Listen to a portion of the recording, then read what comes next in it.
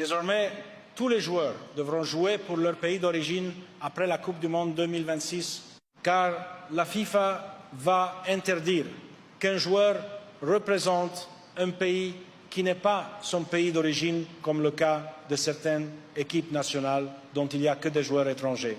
Le président de la FIFA, Gianni Infantino, a récemment affirmé qu'à l'issue de la Coupe du Monde 2026, une réforme majeure pourrait voir le jour concernant l'éligibilité des joueurs en sélection nationale.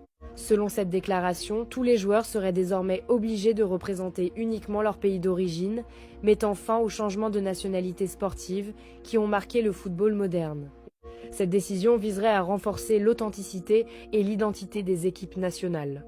En effet, certaines sélections sont régulièrement critiquées pour aligner un grand nombre de joueurs nés ou formés à l'étranger, ce qui, pour certains observateurs, affaiblit le lien entre l'équipe et son pays. La FIFA souhaiterait ainsi préserver l'esprit patriotique et la représentativité réelle des nations dans les compétitions internationales. Cependant, une telle réforme suscite déjà de nombreux débats. Elle pourrait pénaliser des joueurs issus de la diaspora, souvent partagés entre plusieurs cultures, et limiter leur liberté de choix. De plus, elle remettrait en question des règles établies depuis longtemps, notamment celles permettant de changer de sélection sous certaines conditions.